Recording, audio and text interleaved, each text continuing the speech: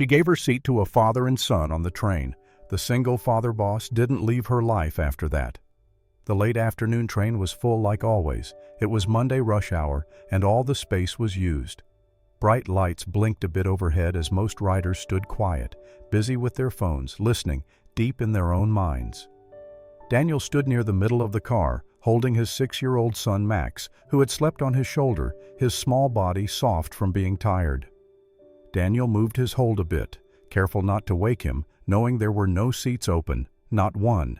Even a lady with a stick had to lean by the door, but no one saw. Daniel didn't want pity. He had picked this plan on purpose. Every day after school, he picked Max up and took the train home, saying no to a driver because, as he'd once told his helper, "I want him to grow up real. He should learn what the world is like for everyone." But today, this was too much. A quick shake made the train move sharply, and Daniel held the pole with one hand, holding Max tighter with the other. Then, from a nearby seat near the door, a gentle but clear voice broke the quiet air. "He looks like he needs rest. I'm leaving soon anyway." Daniel turned toward the voice and saw a young woman with blonde hair tied back simply, her eyes a little tired but bright with kindness, already standing from her seat. Her tote bag slid down her shoulder as she moved aside. She didn't wait for an answer. Daniel blinked. "Are you sure?" he asked, his voice low and surprised. She nodded, already stepping toward the door area to stand. Just then, a sharp ding sounded overhead. "Attention riders. Because of signal problems ahead, this train will be delayed about 30 minutes. We are sorry for the trouble." A shared groan spread through the car as phones lit up and heads shook. The young woman looked at the announcement board, sighed softly, then made herself steady by grabbing a hanging strap. Daniel stood frozen for a second, thinking about it all, then leaned slightly toward her. "You can sit. I'm okay, really." She glanced back, smiled gently, and shook her head. "He's safe, and that's enough for now." Daniel looked down at Max, whose cheek was pressed against his shoulder, then looked up at her again, seeing no pity in her face, no need for attention, just a quiet goal. They didn't speak after that. For the next 25 minutes, she stood while others moved and complained around her. Her gaze sometimes went to the window, not focused, and she didn't fidget or pull out a phone. She simply waited. Daniel sat with Max in his lap, glancing at her often, unable to stop himself. There was something about her, something calm, soft, but strong. When the train finally moved forward again, she adjusted her bag on her shoulder and breathed out slowly. Daniel leaned forward. "Thank you," he said again, a little more strongly. She looked at him, her blue eyes clear and kind. "You're welcome."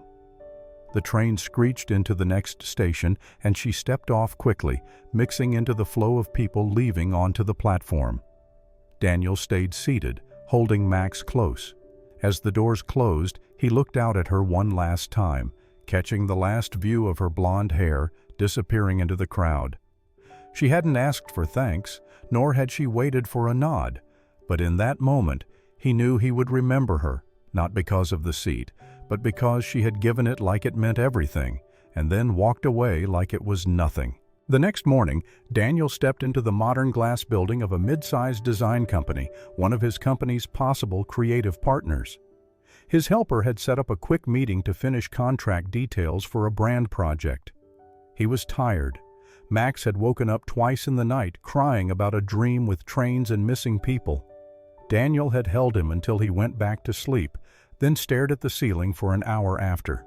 He barely noticed the front desk person as he walked in, but as he entered the meeting lounge, something caught his attention more exactly. Someone. There by the coffee station, pouring hot water into a cup with steady hands, was the woman from the train. She looked a bit different in her office clothes. Still simple, her blonde hair now clipped back, a soft sweater over a plain shirt, but it was clearly her. Daniel paused mid-step, his mind filled with the memory of her hand reaching for the overhead strap, her voice saying, "He's safe, and that's enough for now." She was here, it seemed, working in the very company he was about to finalize a partnership with. She didn't notice him, She placed the mug on a tray and walked it over to a nervous young intern who had just been scolded by a stern man in a dark blue suit, clearly a boss. "Hey, take a breath," she said softly to the intern. "You're doing great. One mistake doesn't take away all your good work." The intern blinked back tears and nodded. The man in the suit glared, but Lily stayed calm. Daniel watched it all from behind the glass wall, saying nothing. Throughout the meeting, Daniel found himself stealing glances outside the meeting room. Lily never stopped moving, giving out papers, organizing notes, offering soft comfort. She never raised her voice, never pushed for attention, but her presence was steady and soothing. When the meeting ended, Daniel stood by the exit as the others left. Lily came in briefly to collect the leftover items, and their eyes met quickly. She smiled politely, the way you'd smile at any stranger in a suit. He said nothing, just nodded. That evening, back at his own office, Daniel sat at his desk long after most of his staff had gone home. He pulled open the company's internal contact list and found the name Lily Hart. There was an anonymous suggestion box for internal mood notes. Most people used it to complain about slow internet or old bread. He clicked it open and typed, "You made the worst morning of my week a little more human. Thank you, Miss Seat Giver." He hit send. The next morning, Lily arrived at her desk to find a small white paper bag neatly folded on top of her planner. Inside was a freshly baked blueberry scone, still warm, and a note written in careful handwriting. "You deserve to start your day with something warm."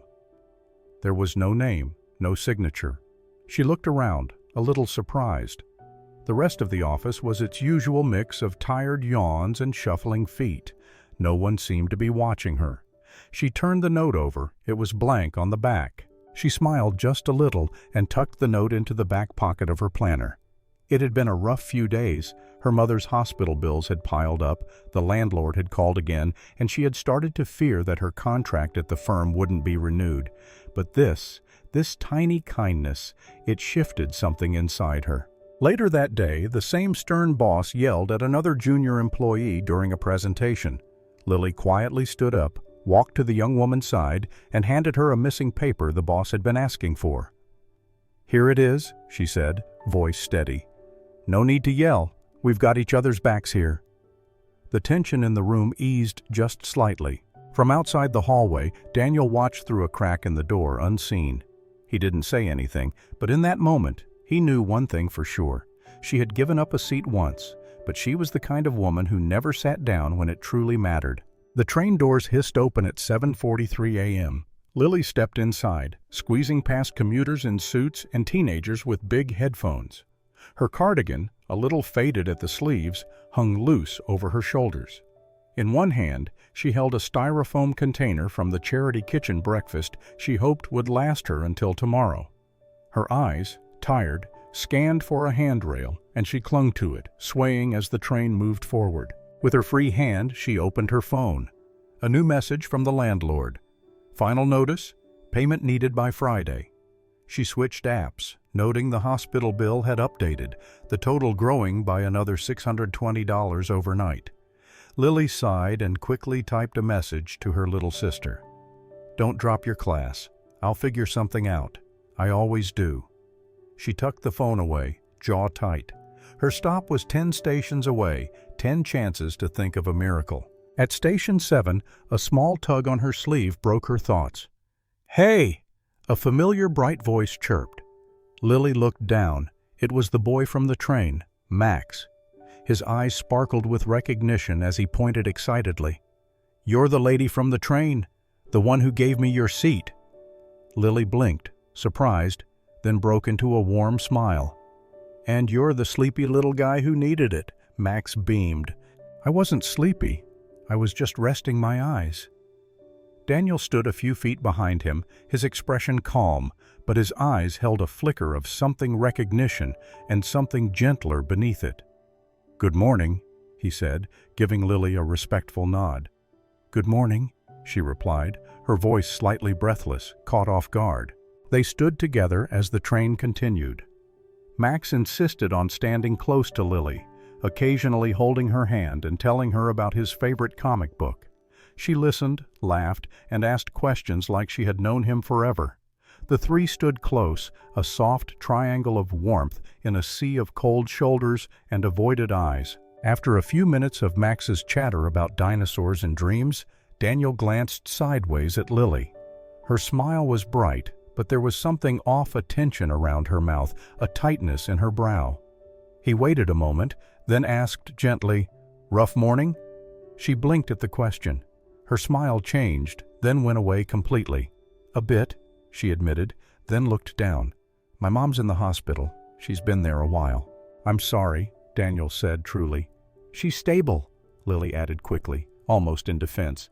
"But the bills are piling up and I'm just trying to keep up."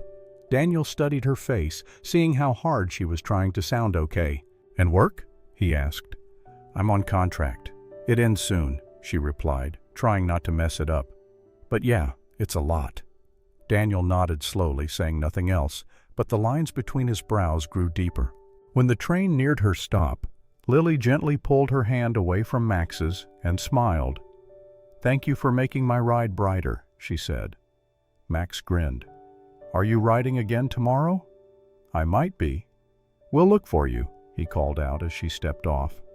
Daniel watched her walk away, disappearing into the crowd. That afternoon, back in his office, Daniel sat quietly for a long time. Then he opened his laptop, pulled up a secure medical help system, and typed in Margaret Hart. It took some work, but he found the hospital. He contacted their billing department directly. "I'd like to secretly pay the current unpaid balance," he said. "Please make sure no personal info is shared." The hospital staff agreed. 2 days later, Lily returned to the hospital during her lunch break, a small wad of bills in her purse, every dollar she had gathered. "I'd like to make a payment for Margaret Hart," she said. The clerk tapped on her keyboard. "Oh," she said, glancing up. "It looks like her account was paid this week in full." Lily froze. "What? By who?" The woman smiled kindly. "A secret helper. Sorry, we can't say more." Lily stood still for a moment, then stepped outside. She leaned against the hospital wall and pressed a hand to her heart. Someone had helped, and not just a little. They had saved her mother's treatment for the week for no reason, without asking anything in return. The next morning, the train pulled up again, and so did Daniel and Max. Lily stepped on, her steps lighter than usual. "You look brighter today," Daniel said. She grinned. "Someone paid my mom's bill, a secret helper. I don't know who it was, but they gave us time and hope." Daniel didn't respond right away. He just watched her quietly. "I believe kindness spreads," she said. "I want to be that spread for someone else someday." Daniel looked at her with a softness that hadn't been there before. "You deserve good things, Lily," he said gently, "even when they come from strangers." Lily paused, her breath caught just for a second. She met his eyes, and for the first time in years, she felt something stir, something warm and unsure, but real. A connection, a beginning. The meeting room buzzed with tension. Greg, the department head, walked in front of the projector screen while the rest of the staff sat silently, eyes flickering between papers and coffee cups. A nervous intern dropped a report, causing a light thud. Greg snapped. "Maybe if you had half a brain, you'd know where page 2 is, he barked. The room froze. Lily looked up sharply. Her chair scraped slightly as she stood. "Sir, that's not okay," she said, voice firm but calm. "We're all under pressure, but basic respect is not optional." Greg turned to her slowly, eyebrows raised. "Excuse me?" "You made her feel ashamed in front of the whole team," Lily continued, pointing to the intern, who now stared at the floor, blinking back tears. "That's not good leading." Greg's face darkened. "You think you're in a place to teach me?" "I think I'm in a place to say what's right," she said quietly. "Pack your things, Lily," he snapped. "You're done here." Silence fell. No one moved. No one spoke. No one defended her. Then the glass door opened. Footsteps, quiet but firm. Daniel Carter stepped into the room. His presence was like a sudden cold wind. Everyone turned and the color left Greg's face. "Mr. Carter, sir, we didn't expect you until—" Daniel raised a hand, stopping him.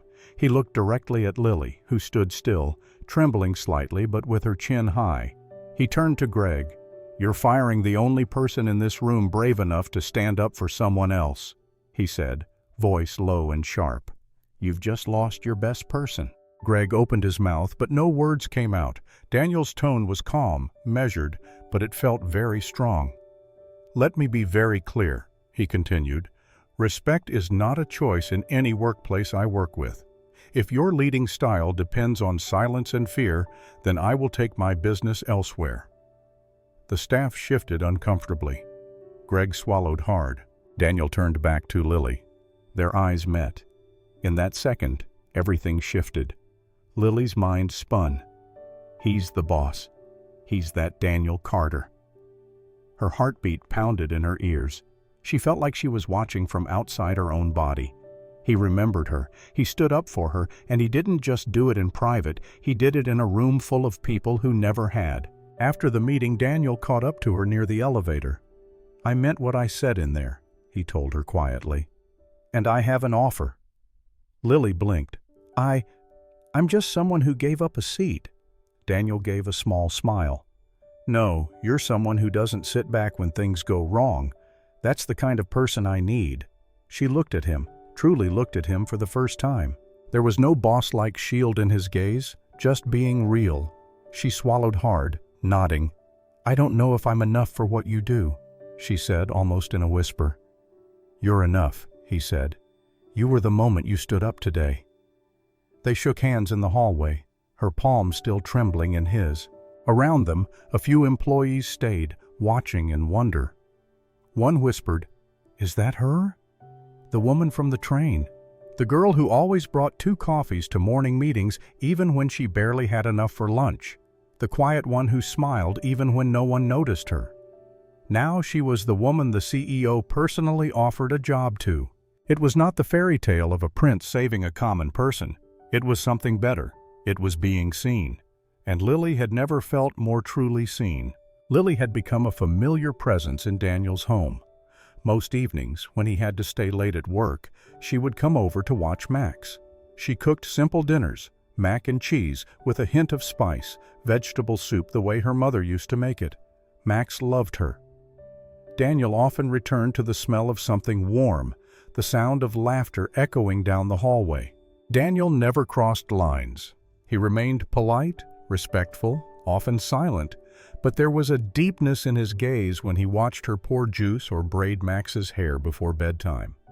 Sometimes he would offer her tea, and they would talk about Max, books, even the silly side of train delays, and slowly Lily began to feel something change inside her. At first it was the way her heart skipped when Daniel smiled at something she said, but then it was the way she missed the sound of his voice on days he worked from another office. She caught herself watching his hands when he gently brushed Max's hair away, or when he rested them on the kitchen counter waiting for coffee to brew. She told herself it was silly. He was a boss, a widower. He lived in a world of fancy suits and boardrooms. She was just the woman who had given up her seat on a train. "This isn't your place," she would whisper to herself on quiet nights. "Don't fall." Then came the letter. One evening, after she tucked Max into bed and began clearing the kitchen, she noticed a white envelope on the table with her name handwritten on it. Inside was a single sheet of paper, the handwriting steady and masculine. "You made my house feel like home again. Please don't be just a guest." Her breath caught. She looked around. The living room was dim, empty, Daniel's study door closed. She clutched the letter, her pulse racing. Without thinking, she slipped it into her coat, grabbed her bag, and walked to the front door. Max peeked from the hallway. "Where are you going?" She forced a smile. "Something came up, sweetheart. I'll see you soon." She left before Daniel could step out of his study. At home, Lily sat on the floor of her tiny bedroom, the letter still in her lap. Her heart hurt, but not from pain, from fear. Her mother noticed the quietness in her daughter's face. "What happened?" she asked gently. Lily handed her the letter. After reading it, her mother set it down with a smile. "Are you afraid because he cares, or because you do?" Lily did not answer. She looked down. Her mother leaned forward, voice soft. "If someone truly cares for you, they won't let you stay outside the door. They'll open it and wait. Across town, Daniel sat in his study, the untouched dinner still warm on the counter. He held a light scarf Lily had left behind. It smelled faintly of vanilla and rain. He stared at his phone, typing, deleting, typing again. Had he pushed too far? Had he misunderstood everything? He opened his messages again and typed, "If I scared you, I'm sorry, but I've never been more certain about someone." Then he didn't send it. At the same moment, Lily picked up a pen and began to write. Not sure if she would send the letter, but her hand moved as if it had waited too long to speak. "I never thought I'd matter this much in anyone's home," she wrote. "And it scares me how much yours has started to feel like mine." That night, both hearts lay awake in two different rooms, holding unspoken words and the fragile hope that maybe, just maybe, the other still felt the same. 2 days had passed since Lily read Daniel's note. She hadn't been able to stop thinking about it or him. That afternoon, she stood in front of her mirror, smoothing the fabric of a soft beige dress, simple, gentle, just like her. Her hands trembled as she pushed open the tall glass doors to Carter Industries. She had never entered this building as anything more than an assistant. But today, she was stepping in as herself, with everything open. Her heart thumped in her chest. She walked slowly through the lobby, took the elevator, and followed the hallway to his office. And then she saw him. Daniel was inside, standing close to a young woman, stylish, beautiful, laughing at something he had just said. He smiled back, warm and relaxed. Lily froze. For a moment, the world slipped from beneath her feet. The light in her chest dimmed. Of course, why would he wait? Why would he choose her? She turned sharply, tears welling up before she could stop them. In her hurry, she brushed past a table in the hallway, sending a tray of coffee cups crashing to the floor. The sound echoed through the office. Daniel looked up instantly, eyes narrowing. He stepped to the doorway just in time to see Lily's shape disappearing down the hallway. "Lily," he called. The young woman beside him looked surprised. "Isn't that she's why I wrote the note?" he whispered before excusing himself and hurrying after her. He found her in the lobby, wiping at her eyes, her body stiff with shame. "Lily, wait," he said, breathless. "Please." She turned, pain on her face. "I shouldn't have come." He stepped closer, his voice soft but steady. "That woman, she's my cousin. She just flew in from London this week. We were talking." Lily blinked. "Your cousin?" Daniel nodded. "I wasn't expecting you, but I hoped. God, I hoped you'd come." He reached for her hand. "I'd been waiting for you." She stared at him, her lip trembled. "I thought I could walk into your world," she whispered, "but I saw her, and it reminded me. I don't belong there." Daniel shook his head, his grip tightening just a little. "You stepped into our life the moment you gave up your seat on that train," he said. "I've been the one trying to catch up with you ever since." A tear slid down her cheek. "I was so afraid," she said. "You have everything. I'm just trying to live." He gently cupped her face, eyes shining. "You're everything Max and I didn't know we needed." And in that moment something shifted. The air became still. The chaos of the world outside paused. They fell into a hug, quiet, real, calming. The hard time that had built between them over days, weeks, maybe even lifetimes, finally passed. No big statements, just silence, and the truth it carried. Lily looked up at him, her voice barely above a whisper. "No more running." Daniel smiled, brushing a thumb against her cheek. "No more hiding." They stood there, surrounded by strangers and office noise, but in their own quietness, they had finally found it. Home. They did not announce it. They did not need to. It was in the way Daniel reached for her hand at breakfast, in the way Lily placed Max's favorite fruit slices in the shape of a happy face every morning, in the way Max clung to her waist as they watered the plants in the tiny garden behind their new house. It was not a huge house. Daniel had many properties, but this was the only one he had ever chosen for his heart. A humble house with ivy crawling over white bricks, a mailbox Lily painted with Max, a wooden fence Daniel fixed himself, a bit crooked but strong. "This," Daniel had said, handing her the keys, "is not a grand house, but I hope it feels like a beginning." Lily moved in the following week. One afternoon, Max fell and scraped his knee while racing down the driveway. He cried out, and Lily rushed to him, arms wide, voice calm and soothing. As she cleaned the wound and kissed the bandage, Max looked up at her and whispered, "Thanks, Mom." The word hit Lily like sunlight after rain. She looked at Daniel, who nodded softly from the porch, his eyes warm with silent pride. Lily opened a small drawing class in the living room on Saturdays, mostly kids from the neighborhood, crayons, laughter, tiny hands smudged with paint. Daniel became her biggest fan. The first drawing she hung up was a watercolor of Max, with his arms spread wide under a paper sky. Daniel had it framed and placed in his office above his desk. "Because this," he said, tapping the corner of the frame, "is what I come to work for now." One bright afternoon, Daniel went with Lily to the hospital to visit her mother. She was doing better now, with more color in her cheeks and more hope in her voice. They brought flowers and chocolate. Lily sat beside the bed, chatting softly, while Daniel stood quietly, offering his presence more than words. At one point, the doctor entered and began discussing the latest test results. "All readings are good. We'll keep the current treatment plan." Daniel nodded and asked, "Any updates on the insurance side? We covered the final round, right?" Lily froze, then slowly turned to him. The doctor blinked. "Oh yes, Mr. Carter confirmed it last month." Lily tilted her head, a knowing smile forming. "So it was you." Daniel blinked, caught. "I knew that warm coffee and warm heart came from the same place," she teased gently. He chuckled, a bit shy, scratching the back of his neck. I just did what I had to do." He looked at her, eyes softening. "Maybe a little early because I knew one day I'd be your husband." Lily's mother grinned from the hospital bed. "Took you long enough to admit it?" They all laughed, light, full, healing laughter.